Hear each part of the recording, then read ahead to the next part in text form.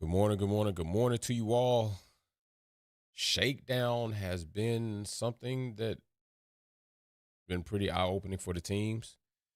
Still a honeymoon phase for some teams. Big shout out to Mary Beanie. She's saying good afternoon already. So I just got brief things to say. A lot of you all have already seen a lot of things coming out. Just my opinion on some of the things that have been going on. Definitely some mishaps have been happening during this shakedown. I have something in regards to the access of the shakedown. I'm really not in agreement with how they're doing it overall. What's going on, Baraka? Good morning, good sir, fam. I see you with your purple badge up in that thing. I'm really not in agreement to how they're doing the access to the shakedown. I think if you have F1 TV, that you should have access to portions of the track maybe on the shakedown. Maybe we don't have access to the pit lane. Maybe we just have access to certain areas on the track because you don't want to run a full TV crew. But just raw camera footage. Okay, we're going to set up a static camera here. We'll set up a static camera down this straight.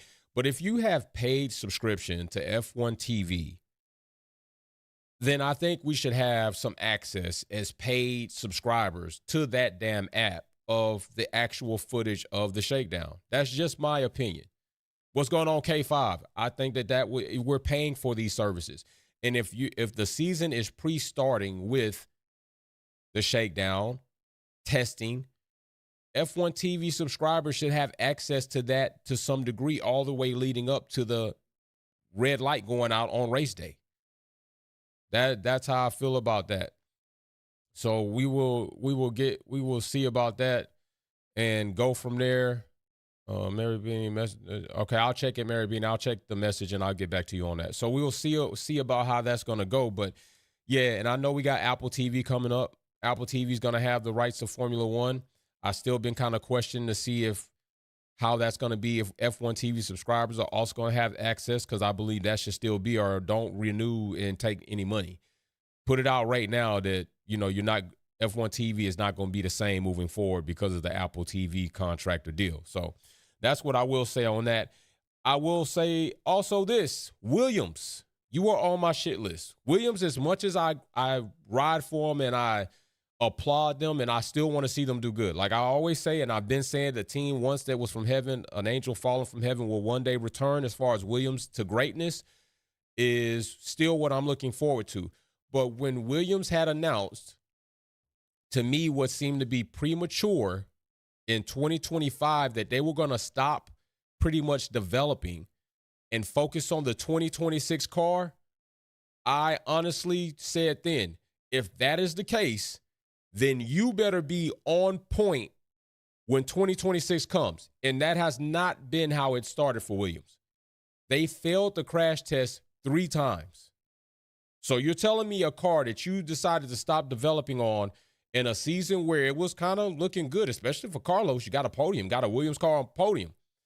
So you can't even pass the crash test? You failed 3 times? 3 times.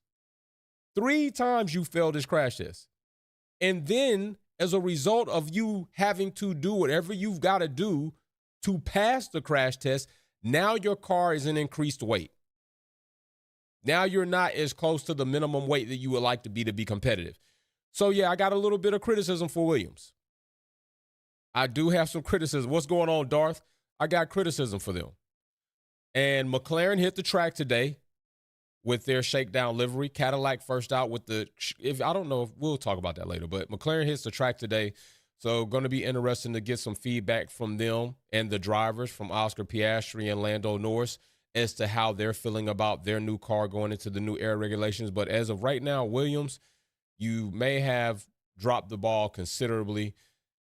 I know it's better to get a head start, but to what degree of a head start were you getting astronomically over anybody else that was going to really benefit you? That's the gamble you take. So I'm really not criticizing them for the gamble. I'm critiquing them for the right now, the results. The results are your car failed 3 times, and now it's overweight. So you've got a lot more to work on that I'm pretty sure you didn't anticipate having this season when you decided to stop developing prematurely in last season. So we will see how that's going to go.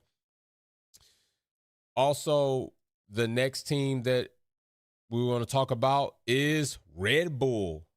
Red Bull, I hate to say it, although it's not the worst, Isaac Hadjar having that incident isn't the best news to start this season off.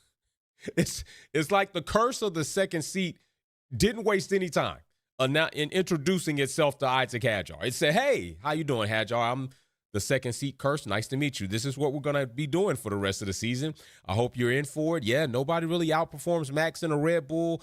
Maybe you thought you were going to do it this season because Helmet's gone and Newey's gone, which that's kind of subtraction, addition by subtraction, or however you want to look at it. It's not good that Adrian's gone, but he is gone.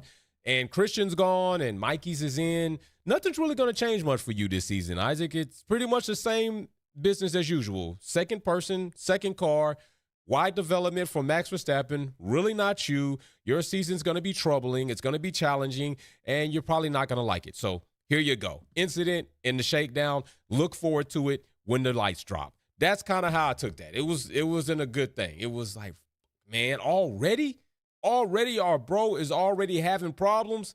So it just is. I hate that it started like that, but it is early. We saw Isaac Hadjar go out in the first race of last season and then go on to have a pretty productive season. So this by no means legitimately, am I saying, is an indication of complete failure for him to come, but it definitely is a caution sign of what could come. So Max's business as usual. Red Bull, I know the V-Carb and the Red Bull are screaming power units. They sound very engine going, flying, bat out of hell like, but I will say that doesn't mean shit. I hear a lot of cars on the road that sound absolutely obnoxious, aggressive, and loud, and they sound like they should be going a lot faster than they look. Okay, a lot of cars, especially when you got these V6 domestic American engine cars, go and put this exhaust on them so they can try to sound like a V8. It never ends up sounding like a V8. It ends up sounding like a JDM V6, overly aggressive and obnoxious. And that's kind of the way the Red Bull sounds to me, especially the junior Red Bull team. It sounds aggressively, unneededly obnoxious. And I'm not relating that to performance at all, okay? Ford developed a lot around their cars, the Mustang in particularly, being very attractive because they delivered a very sexy, aggressive exhaust profile, and it is nice. And Dodge SRT has done the same with the Challengers and the Chargers, and so that doesn't always indicate a great amount of performance, although sounding good. But the Red Bull, to me, doesn't sound good. It does sound loud. It is screamish, but it's still annoying, so it doesn't mean that they're going to come out and Ford is on track. By the way, Ford laying out their petty pebbles. Listen, let's just keep it a buck. We'll talk about that We'll talk about that in another video. But Ford is just kind of capping right now. You're not on the same level as Cadillac GM. Okay, this is not your opportunity to try to say Ford, GM, we got a battle on hand. Nah, you're kind of a minority partner. Cadillac is exactly a partner in Formula One. You're kind of just a component on a team, hoping to, got your logos everywhere. Cadillac is the team. General Motors is the team. So Ford, stop capping. It's nothing like that. You're not like that. And as far as your involvement in the program, I don't think it is as extensive as you would want us all to believe. So let's just, we saw the smug act about Ford versus Ferrari and how Pudgy Man decided he wanted to step up and do something, and how a lot of their board members, especially that one guy, was a jackass. I imagine that it's kind of the same for you right now. But yeah, Cadillac is that. General Motors is that. You are just, here's the meeting notes. Ford, tell us what you think. Okay, so Ford kind of capping, but we will see how Ford does with Red Bull. We're going to see how this Red Bull project, this Red Bull powertrains, which to me is just a clone Honda engine with the addition of Ford and their electronics. So we're going to see how all that's going to turn out. Miss Dino pulling up. So we'll see how all that turns out. But still, definitely, I told you before the season started, Red Bull's on my list for teams to watch and pay attention to. McLaren hits the track. The championship squad is out there. By the way, it's just to look at some of these cars and big and in charge right here. You already saw the Williams. There goes the Red Bull. I have to say, I do like the curvature additives of this front wing. The front wings are very interesting to me. Even when you look here at the McLaren, very interesting to me. I don't know how well they're going to function. Hell, the slimmed down side pod design was interesting to me. I thought it was cool. It just turned out to be a piece of shit. This could very well be the same thing. These front wings look cool. They do. I like them. They're very interesting. They're intriguing. But they could turn out to be pieces of shit and find out that we're going to have to change a lot in order to get a good amount of entertaining racing going on, and these front wings are going to have to change. So, teams, you know what? Do something else. We're going to open up the book a little bit, give you a little wiggle room, but we'll see what happens. But McLaren's on track. I know there are some people that are disappointed about the conditions, the weather conditions. I actually like wet weather conditions. I actually like wet weather conditions. And to me, it gives the teams a better perspective of how this car is going to perform in said conditions with these tires.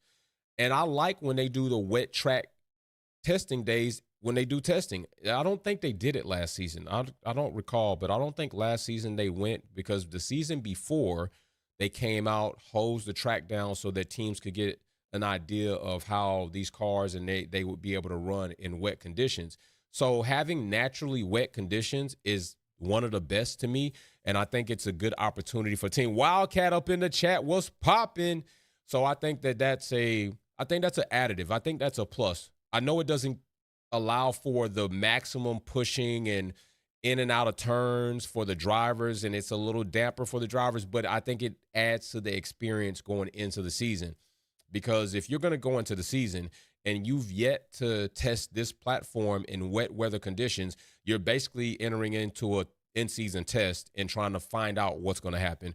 Whereas of now, these teams have quite a bit of data how these cars are going to perform in those conditions. So I like a variance. I like a variety of conditions that will happen. That's why I was on board with the different testing locations, although probably a logistical nightmare and definitely not in accordance with their going green, clean energy by, emission footprints just being all left all over the sky, traveling to and from, packing all this shit up.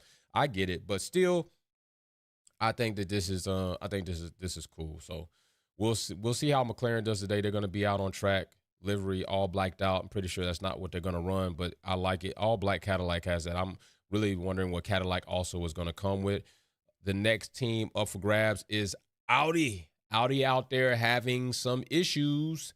Audi's front wing is a little bit less aggressive on the curvatures on the outside of the front wing end plate, is what I'm calling it right now. And even on the inboard side, they have less curvature to their front wings. And their stabilizers are a bit different when their nose connects there. But we could do kind of a breakdown video of looking at some differences here and there of car designs a little bit later.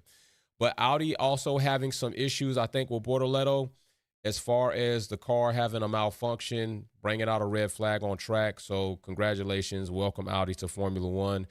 And how you work through these problems will tell us a lot about you as a team. And this is good.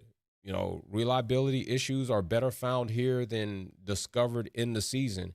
As many of them as you can find to minimize your DNFs in the season, I think it's a good thing. So find all those gremlins now in the shakedown. Find as many gremlins. You won't find them all, but find as many gremlins as you can in the shakedown.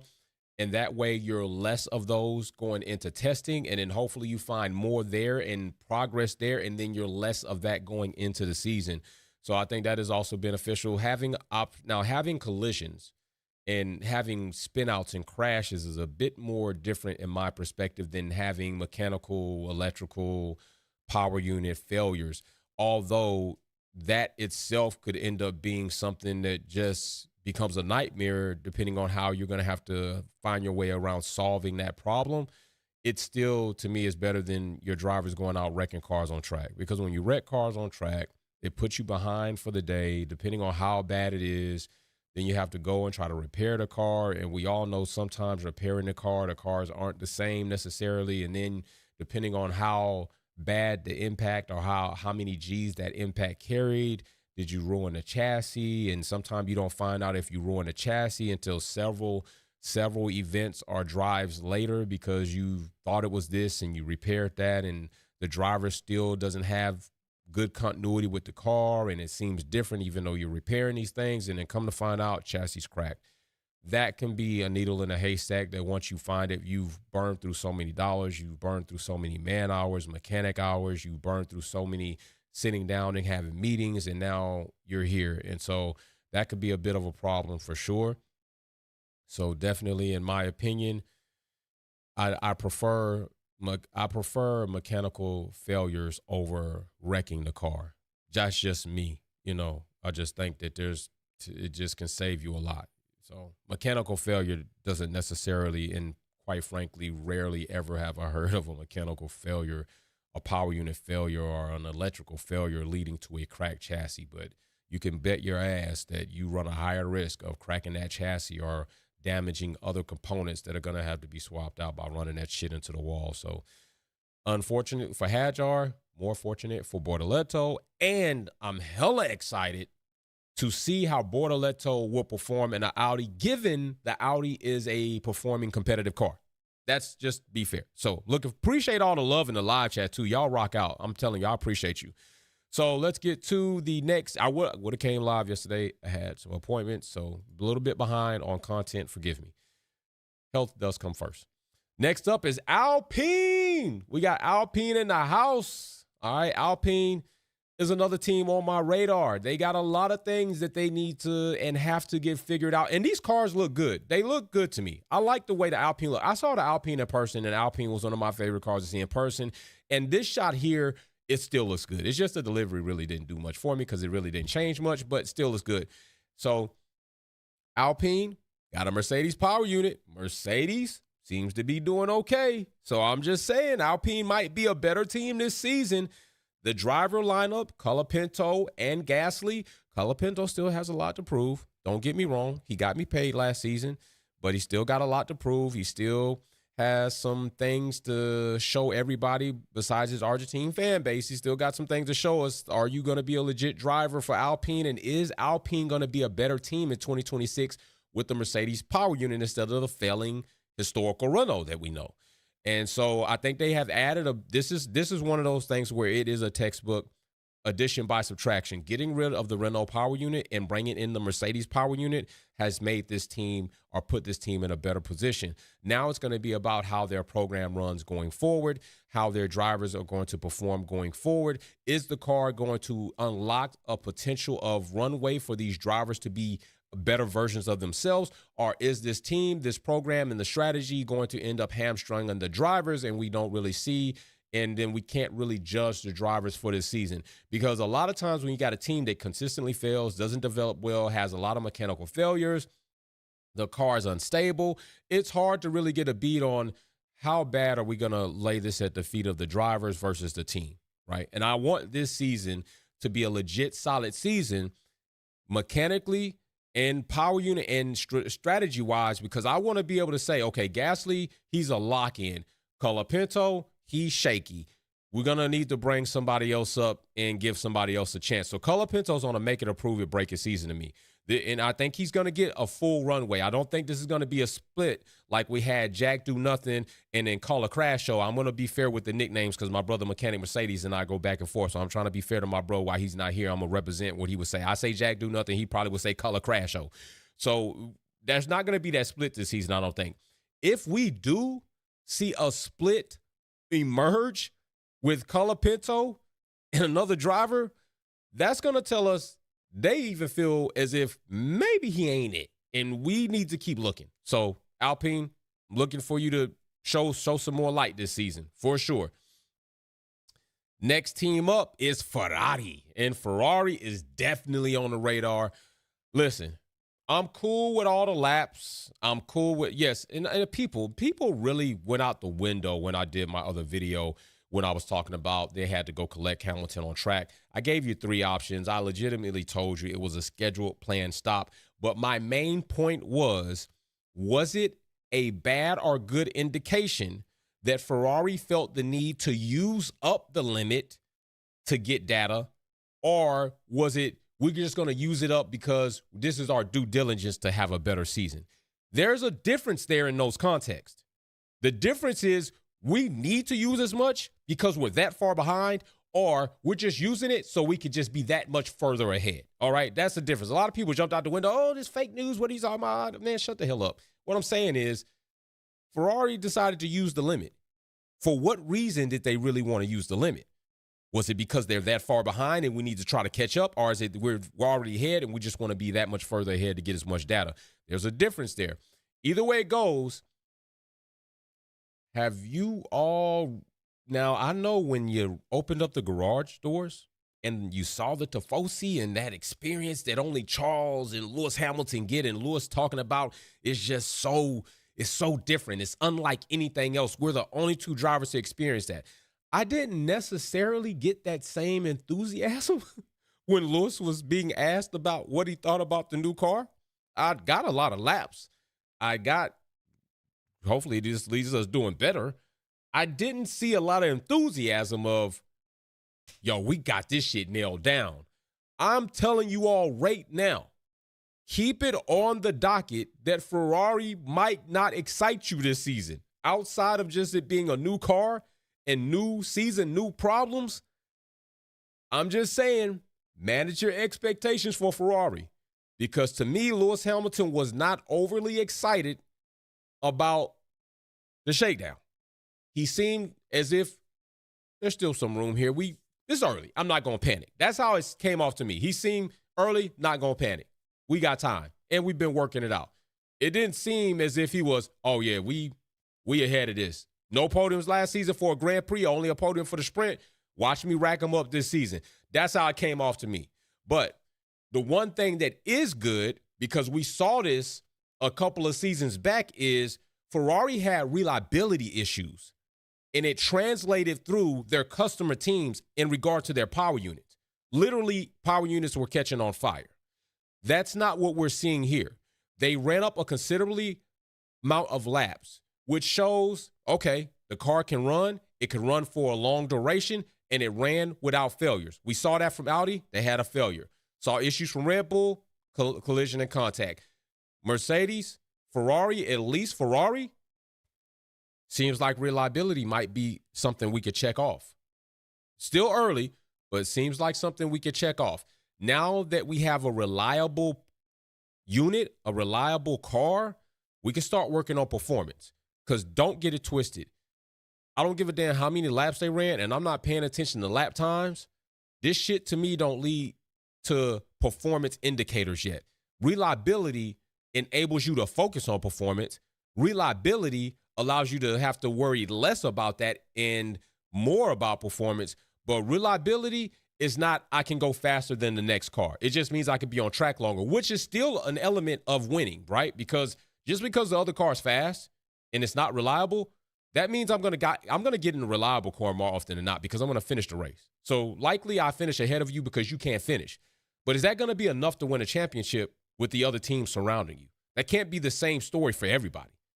Everybody's not gonna be unreliable. Everybody's not gonna be slow. So Ferrari have to not only be reliable, but we need them to be fast. Not only be reliable and fast, but we need them to be consistent. Not only be reliable, fast, and consistent, but we need them to have good strategy. Not only reliable, fast, consistent, and have good strategy, but these drivers need to feel confident that these cars can handle what they are going to put through them. That is success for Ferrari if it happens. Just that's how I feel about it. Period, point blank. Incredible Facts Quest with the super chat says he's feeling that way is because he want to hit the track on dry tires. I agree. And that was one of the things too. You know, even though I like the wet conditions, you're right, Incredible Facts Quest. That was one of the things, to be able to hit the track on dry tires, because then you really can push a bit more of the limit of the car. And we don't know. That limit might bring out some gremlins that haven't, you know, when you pushing something to the brink, you'll find out what it's made out of. So we'll see, but just temper your expectations for Ferrari, okay? Next up, hey, we got Audi. We had Audi already. Let's talk. Oh, Cadillac. Cadillac. Like the Shakedown livery, man. I like the Shakedown livery. Even if this was going to be their in-team livery, I told you the only thing I would add was a chameleon pearl effect to the Cadillac emblem, so it looked as if it was waving when it went by you. But other than that, this livery in itself, even with it does look. I mean, come on. Passenger 57, Wesley Snipes, always bet on black. Black just looks good. It just looks good and solid, especially on a Formula One car. Now, when I see other cars out in production and people call themselves having a car build, they got tinted windows black, they got a black car OEM paint, they went and bought some black wheels, they got a black grill, they painted their tail lights and their headlights black to tint them out. That shit don't mean nothing to me. Black always just looks a solid color and good. That's why do you think your waitresses and your hosts in restaurants wear black? Why do you think some of your servers and some of your people that cook food wear black? Why do you think your ushers and people that work in orchestras and in movie theaters wear black? Why do you think you go to all types of things, people want to look thin? What do they wear? They wear black. When you overweight and you don't feel so good about your body, what you put on? You put it on black because black hides a lot. Black always looks good, right? So in production cars, I'm like, man, that don't mean shit to me. When you show up to a car show and you just blacked it out, you ain't did shit. But on a Formula One track, exposed carbon fiber. Now, if you got an exposed carbon fiber car and your panels are carbon and it's black, yeah, I'm giving you all props for that. So that's what we got here. Carbon fiber exposed. And it looks great. It looks good. Cadillac. But I think Cadillac's going to change their livery for the actual season. So I'm interested to see what that's going to look like. But right now, Cadillac out there getting their laps. They are a Ferrari customer team. Ferrari seems to have reliability in a power unit. So also Cadillac benefiting from that. So kudos to that. And other than that, I think that's it. We're right back at Williams. So like I said, I'm a little disappointed as F1 TV app holders. We don't have more access to video to watch the shakedown. I think we should. And I think this shakedown is awesome to start the season off because we're getting quite a bit of information about this new car and how these drivers are feeling. And I will say this, I think that several drivers, and I got to make sure, I want to make sure that I didn't miss putting the Mercedes in here because I feel as if I might not have put Mercedes in here, honestly. Yeah, I got to put the silver arrows in here. I'm tripping. So, yeah, as far as I think what happened is I saved that wrong. So I will put the Mercedes car in here at another date because it's funny. I put the Mercedes in here and it's not showing up. I don't know why that is. That's kind of crazy. I'm going to try to throw the Mercedes in here again, but it's wild that it's not showing up as the Mercedes car. It's kind of rude, honestly. But whatever the case may be, Mercedes definitely has a nice car. I think that in my closing statement, what I was going to say is I think that George Russell and other drivers, because you got to remember, if you go back a little bit in the season, there was started to be a lot of complaining and rumbling about the performance of this new regulation era car. And a lot of drivers were prematurely dissing on it and what are we going to do down the straights and we're going to run out of power. Not saying that's not going to happen, but as of right now, I think they're a little bit surprised that it may not be what they assumed it to be. And you know what happens when you assume? You make an ass out of you. All right, I'm going to leave the me part because I didn't assume. I was left it open for interpretation on how these cars were going to perform. So I think the drivers are finding now is really not as bad as they assumed it was going to be to them. But also, we're in a honeymoon phase, too. These drivers have been itching to get into these new cars. As much as they enjoyed their time off, getting into this car, into a sport that they passionately love doing, they're in a honeymoon phase right now. The honeymoon phase is going to wear off in testing. Right now, it's early. When testing comes, honeymoon over. We getting into the crux of this relationship.